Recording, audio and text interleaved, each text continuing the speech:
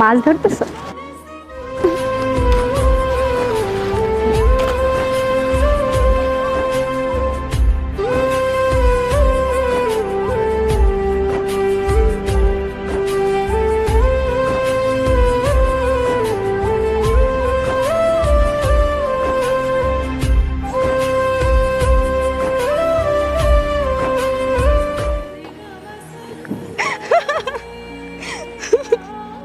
এটা কি হলো? কি আর হবে, যেটা হয়েছে সেটা তো নিজের চোখেই দেখলা।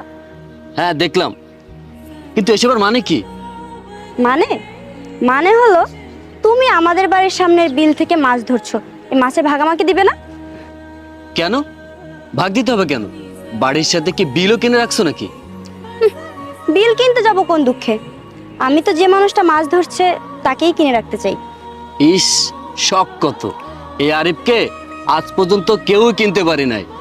আইসে শোনো, কে পারলো আর কে না পারলো তা আমি জানি না, কিন্তু আমি তো তোমাকে মনের দামে কিনেই নিয়েছি। হয়েছে, থাক, এত পিরিত দেখাতে হবে না। কেউ দেখে ফেললে আবার কেলেঙ্কারি হয়ে যাবে। এখন এখান থেকে যাও তো।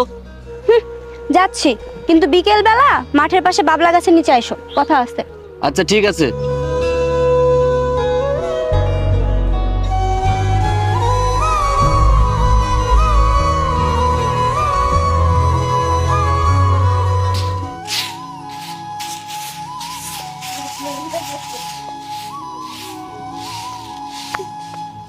এসেছেন নবাবজাদি।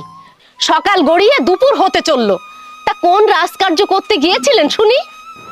মা, তোমাকে তো বলেই গেলাম কবিতাদের বাড়িতে। এইভাবে কতদিন? ঢিঙ্গি একটা মেয়ে, এবার তো একটু বোঝ, তুই তো বড় হয়েছিস। এইভাবে ধিং ধিং করে সারা গ্রাম নেচে বেড়ালে তোকে কে বিয়ে করবে শুনি? মা, আমাকে যে বিয়ে করবে সে হবে এক রাজকুমার।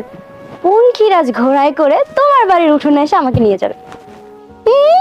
ঢং দেখে আর বাঁচি না। সাল নেই কুত্তার, নাম তার বাঘা। দেখছো বাবা, মা সবসময় আমার সাথে এমন করে। আহা, বাদ দাও না, এখন চুপ করো তো। সবসময় তো আমাকেই চুপ করিয়ে রেখে গেলে, বুঝবে একদিন।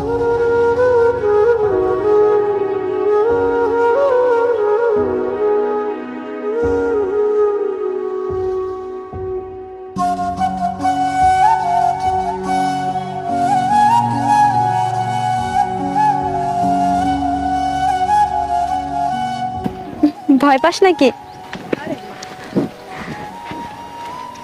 আচ্ছা শুন, তুই একটা এখানে দাঁড়া, খেয়াল রাখবি, ঠিক আছে? আমি তোর সাথে দেখা করে আসি।